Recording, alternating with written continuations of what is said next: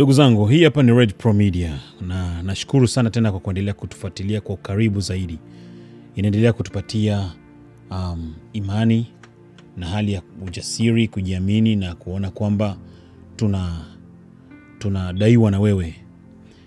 Kwa hiyo nikushukuru sana. Niseme tena utangulizi ni kwamba please acha kwanza matusi. Ni focus kwanza kwa kile ambacho nataka nikiongea hapa, alafu labda ndo baadaye unaweza kujisikia kutoa maoni yako baada ya kunisikiliza. Siku hizi 2-3 nimekuwa sana nikionyesha maumivu ambayo mkongomana anapitia kutokana na utawala wa Felix Tshisekedi. Lakini leo inawezekana nikamgusia Felix Tshisekedi lakini kwa udogo sana. Kuna mtu ambaye nataka nimgusie leo. Si mwingine ni Moise Katumbi. Moise Katumbi bana alikuja hapa Marekani. Alipofika hapa, kwanza alianza mapema sana. Kipindi cha uchaguzi wa Donald Trump alikuwa na safari zake ambazo alikuwa anakuja hapa, na baada ya kuwa na uhakika kwamba Donald Trump ndo amepita, akaanza kutengeneza mawasiliano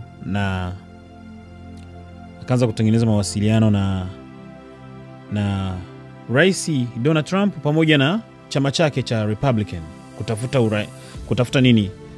urafiki, kutafuta urafiki katika chama cha Republican. Unajua Marekani ina chama mbili, ina vyama vingi actually, lakini vyama ambavyo vinajulikana zaidi ni Republican pamoja na Democrat, ambao mara nyingi wamekuwa wakipishana kwenye utawala kwamba kama sio muhula wa Democrat utakuwa ni Republican. So muhula uliopita ilikuwa ni muhula wa Democrat, na sasa hivi muhula wa Democrat ambao ulikuwa unaongozwa na Joe Biden, na sasa hizi ni muhula wa Republican ambao unaongozwa na Mr. Donald Trump ambaye ni mkorofi sana. Sasa huko yupo pamoja na Elon Musk.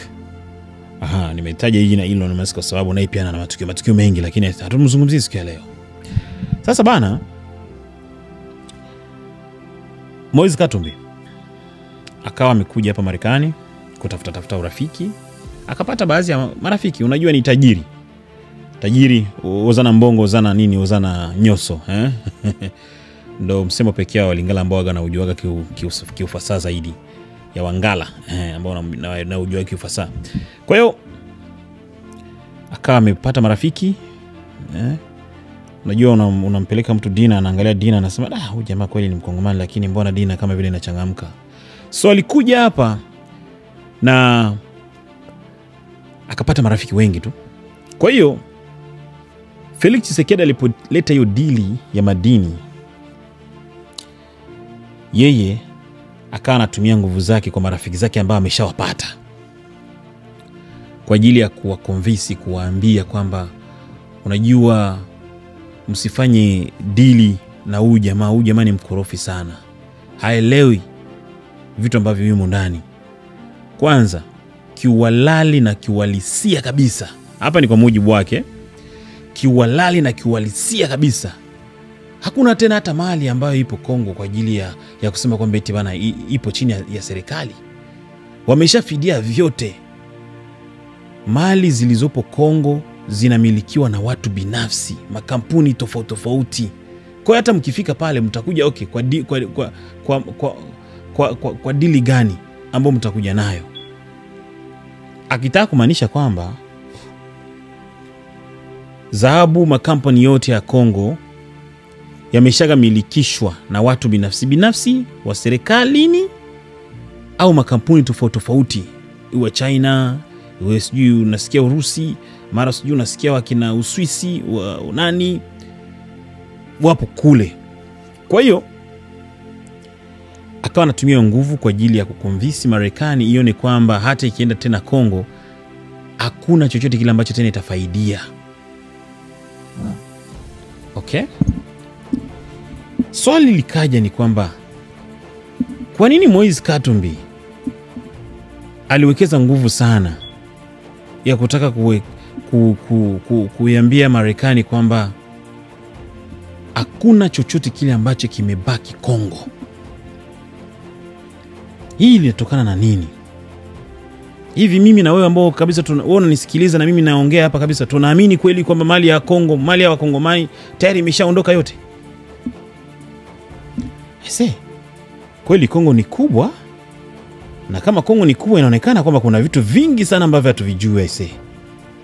Usishangae Kongo ishagauzwa bila watu kujua. Katika makala iliyopita niliangalia ukubwa wa Kongo, hata masehemu mengine ambayo yana majina ambayo hayajulikani kwamba ni masehemu gani. Halafu Moise Katumbi anakuja kutuambia kwamba eti bana mali ya Kongo yote tayari imeshakachukuliwa, watu ishaka binafsishwa.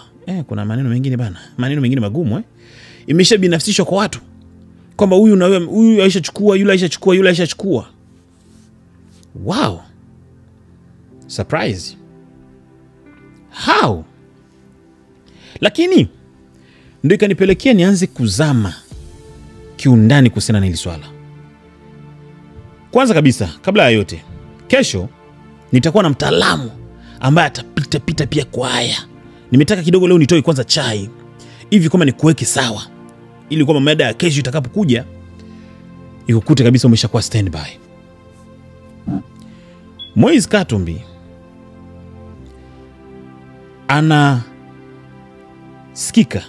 inasikika kwamba Moise Katumbi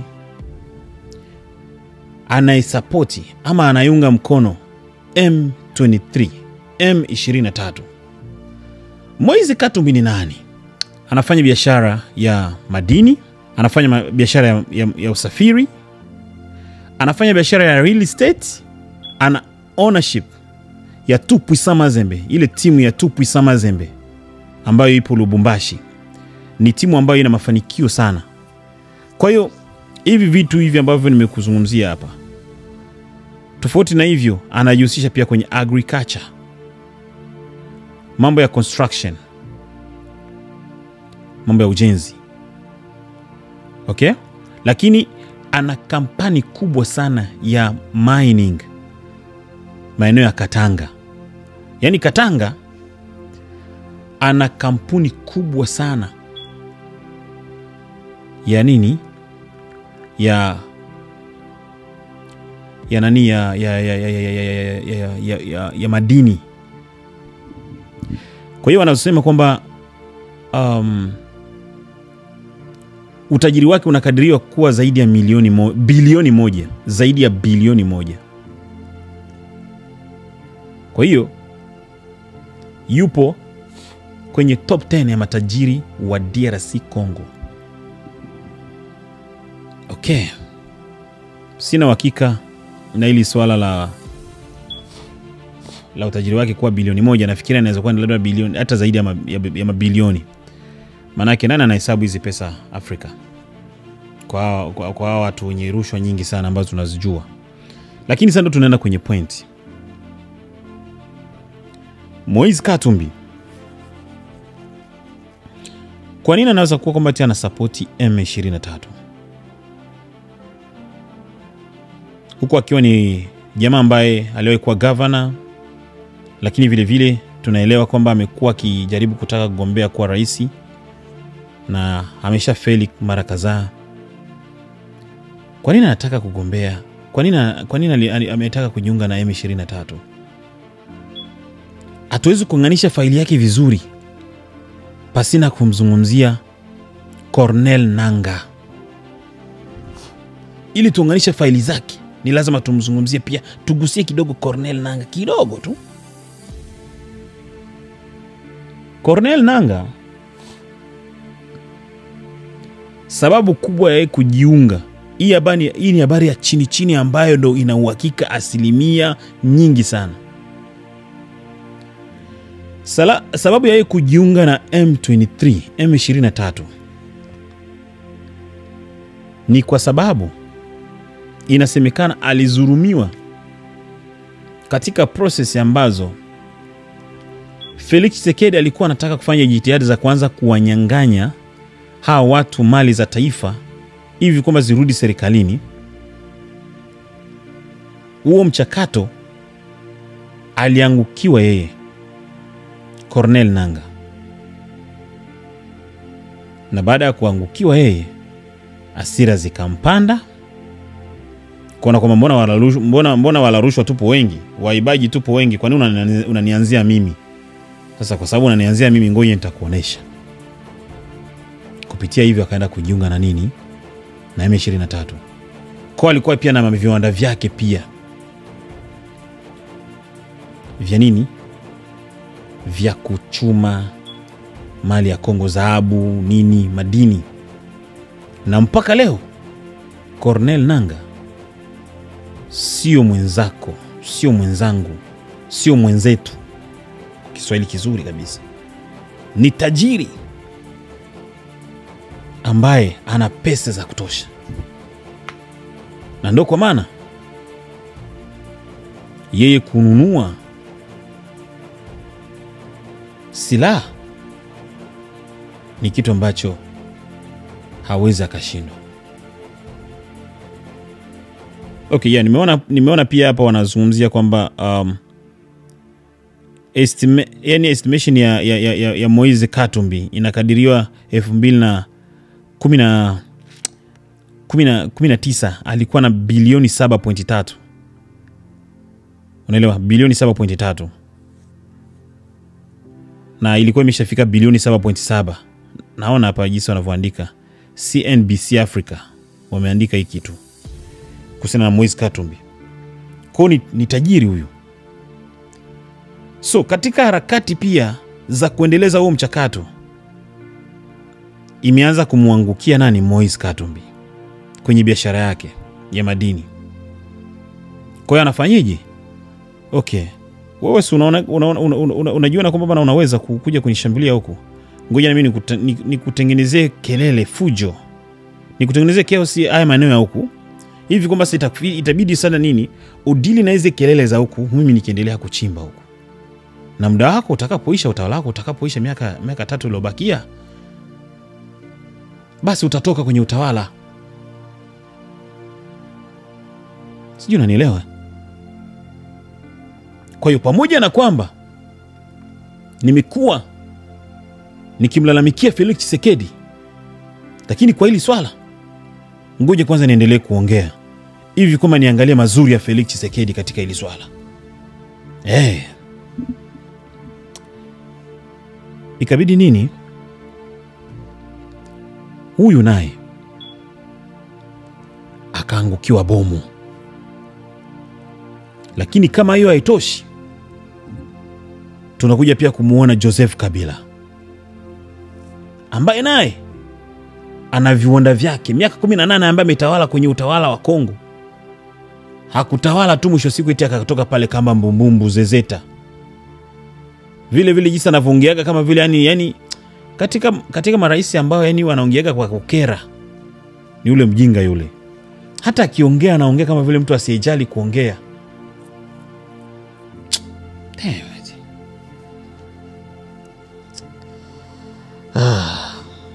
Sijui kwa nini hawa viongozi kuna muda wananikeraga namna hii kweli. Kwa hiyo basi Joseph Kabila naye pia akawa anaangalia utawala au mjinga kulingana na maelezo yake. Mbona huu mjinga anataka kama vile kuja kutushika pabaya? Anaanza ile mimi ndio nimempatia utawala, alafu mwisho siku anataka kuja kunipanda kichwani. Kwa hiyo unajua nini? Tutawekeza nguvu huko. Na Felix Tshisekedi amekuwa kikiri waziwazi kwamba aliye nyuma ya haya mambo yote ni mtangulizi wake aliyetangulia kwenye utawala, ambaye ni nani? Joseph Kabila. Tunapata wangapi sasa hapo? Joseph Kabila, Moise Katumbi, Corneille Nangaa. Hao wote mabilionea wa kutupa mbali sana. Mabilionea. Wote wanajificha nyuma ya nini? Ya Corneille Nangaa. Na wote wanajificha nyuma ya nani? Kagame. I say. Huu mtandao ni mpana huu. Kweli serikali ni serikali. Wakati mwingine yani kuna muda ukitaka kufungua file hivi kwamba ukutane na vitu vilivyomo humu mbona hivi ni kali hivi? Kweli ni vikali mno. Tena ni kali kupitiliza. Hivi mnanielewa Kwali akalazimika kuja Marekani kuja kuwaambia kwamba bana, msifanye dili na Kongo. Hamtoenda kupata chochote kile. Yale madini mnayosema, yale madini kwanza yameshakuwa ni ya watu binafsi. Serikali haina kitu. Mtenda kuambulia patupu. Mtenda kuangukia pua. Kwa hiyo acheni. Kwa hiyo sasa, kama madini yote mshajimilikisha, huyu ashachukua mguu, mwingine ashachukua mkono, mwingine ashachukua kiuno, kichwa, macho, nini, yani yote mshachukua Kongo nzima. Wakongomani wako wapi? Ndo pale sasa nikaja kukumbuka hiyo kauli ambayo huyu jamaa ambaye anaitwa Ronny Jackson, licha kwa amekuwa akisema kwamba naye pia ameongwa na Kagame hivi kwamba aende akaponde maisha ya Wakongomani na kusifia sana maisha na kusifia sana upande wa Kagame. I won't be surprised, cause kama mabeberu wote ambao wanakula pesa za Kongo wote wapo chini ya M23, huku tukiwa tunajua kwamba M23 inasapotiwa na Rwanda. Unaona ule mtandao Kagame naye pia ni mtani. Kagame si tena ana kiwanda sasa cha madini ambacho kipo pale kabisa rasmi. As we know, nchi ambayo ina kiwanda ina viwanda vya madini lakini haina madini. Okay, tusiende kwanza huko. Tusiende huko kabisa. Kwa hiyo basi, Ronny Jackson alisemaje? Alisema hivi: evidence is everywhere that members of the government and their families are getting filthy rich while the population is starving. Ushahidi upo kila sehemu kwamba wale vichwa wale wa government, wa serikali, pamoja na familia zao wanajilimbikizia utajiri. Kujilimbikizia ndio ile filthy. Yani ni kushiba, yani una nini? Unapakia, unajilimbikizia utajiri. Huku wananchi wakiwa na njaa, wakiteseka kwa ajili ya maisha magumu.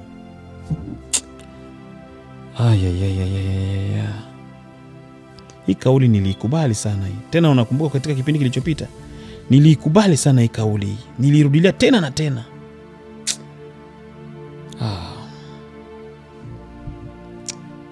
Hii kauli bana.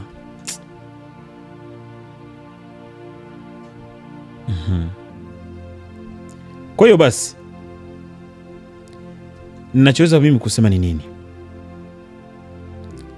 Ninachoweza kusema ni kwamba hawa viongozi hawa wameshatuchezea kichwa sana hawa watu wote ambao wanajiona kwamba bana wameshakuwa na mitandao yao ambayo haiwezi kuguswa. Wameshatuchezea kichwa sana. Na ndio kwa maana nimekuwa nikisema waziwazi, Yakutumba, chimba, Yakutumba, chimba madini. Kila mtu ameshachukulia kasehemu kake. Maeneo ya Kongo. Wewe Baraka iko pale. Fizi inamaanisha Fizi. Licha kwa Fizi sio yote, maana kuna Minembwe kule nako najua ni Fizi ambako sasa ni kama unaweza kwenda ukagusa.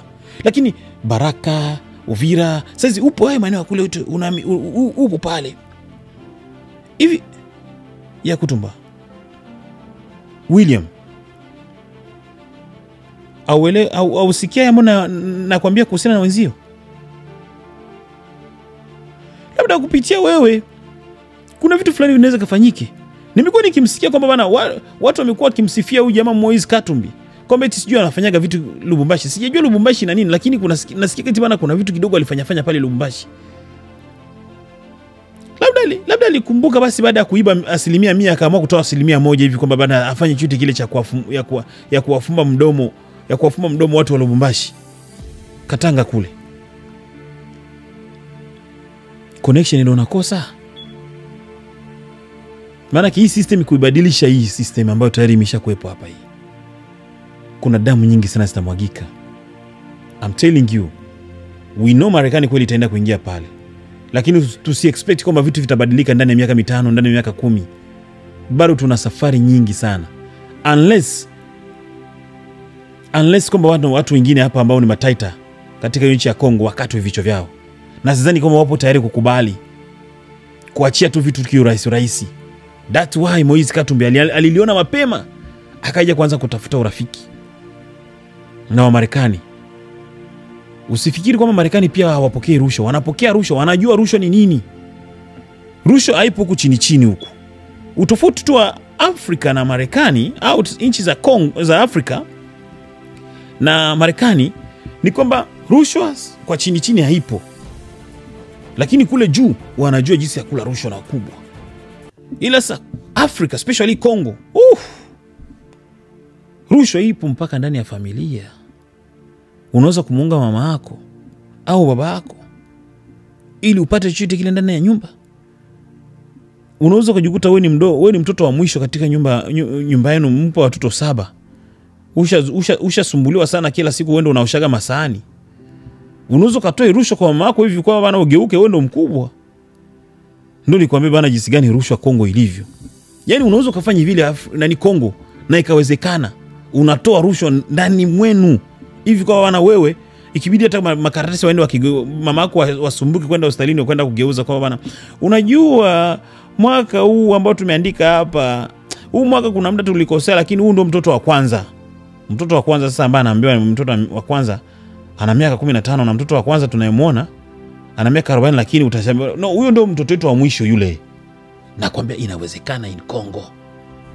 Level ya rushwa ni kwamba wewe mkubwa wa miaka 40 unaweza kugeuza ukakuwa ndio mtoto wa miaka 15 kwa sababu tu mtoto wa 15 huyu amejua jinsi ya kumuonga mama yako na babako rushwa.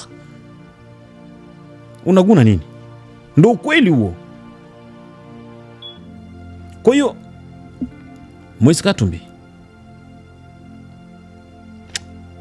amekuja Marekani, ameonga. Mwisho siku kama vile hajafanikiwa. Lakini je, hakufanikiwa 100%? Ndio swali la kujiuliza. Hawa ndio kati ya wale ambao wanaendelea kuitesa Kongo. Kwa sababu pamoja na kwamba bana shida yetu sidhani kwamba ilikuwa ni watu kujimilikia wao wenyewe binafsi. Lakini endapo hata wangekuwa, kwa sababu hata hapa Marekani we all know kwa wana utajiri hapa Marekani ni 1% ya population ya Marekani ndio matajiri wa kutupa hapa Marekani. Huku 99% ni wamaskini wa kutupa. Lakini pamoja na hivyo wanajitahidi hivi kwamba miundo mbinu iwe rafiki, imsaidie hata na huyo hali ya chini. Kama bwana utachukua vyote lakini at least na barabara, natembelea barabara, okay, naweza nikasurvive. Naishi ndani ya nyumba, hata kama naishi by paycheck kwa paycheck, at least napata hata hiyo kazi. Okay, I can survive. Okay, mambo yako magumu, maybe at least sometimes nitakimbilia sijui kwa health and welfare. Nitasumbulwa lakini maybe nitapewa japo hata ndazi nije nile na familia. Okay, sawa. Kwa hiyo hatutawafuatilieni sana ninyi matajiri, kwa maana mna nguvu ndio. Hatutawafuatilieni sana kwa sababu huko kidogo mlituache at least yani mlituache kidogo hata tupumue. Lakini sio hivyo Kongo. Wale matajiri ni matajiri wa kutupa, na sisi wa maskini ni maskini wa kutupa. Ndio tofauti uliopo. Kwa hiyo Moise Katumbi naye pia ni kati ya adui namba zaidi ya moja, yani ni ile moja ni kabla hata ya moja, wa Kongo, asasa kwa maendeleo ya Kongo. Leo tumemuona Moise Katumbi, tunamuona Corneille Nangaa, na tunamuona na nani? Joseph Kabila. Lakini pia usisahau kwamba hata utawala wa Felix Tshisekedi ndio umezungumziwa hapa. Jackson amesema kwamba, nirudie tena, ushahidi upo kila sehemu kwamba viongozi wa serikali na familia zao wanajilimbikizia utajiri huku wananchi wakiteseka na njaa.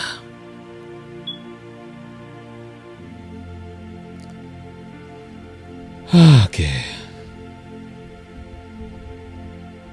Lengo la kusema kwamba eti nania ni William Yakutumba afanye cha kufanya sio kwa sababu ya kusema kwamba eti bana tunarizika na hii hali, lakini ametukonvince Wakongomani wengi kama maybe anaweza amekuwa akipigania wale watu wa maeneo ya kule haswa Fizi. Labda naye pia akikuwa na mfuko fulani kidogo, mfukoni mwake kidogo mkikuwa mnuki jasho, labda anaweza akakumbuke kujenga japata barabara maeneo ya Fizi. Au labda anaweza akakumbuke kuweka hata hiyo benki ambao wamekuwa wakilaumu kwamba eti wana Fizi hakuna hata benki. Au labda anaweza akaweka hata hospitali. Au labda anaweza akaweka hata japata umeme. Kongo nchi ambayo ina mabahari ya kutupa, ambayo yanaweza katengeneza umeme wa kutupa, lakini watu wanaishi kwenye giza ya kutupa,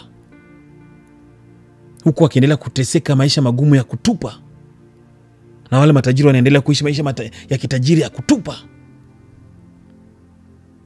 William Yakutumba, wengi saizi umewafanya watu wengi waweke imani kwako, kiasi kwamba wabembe wengine ambao wenye milazano wa desturi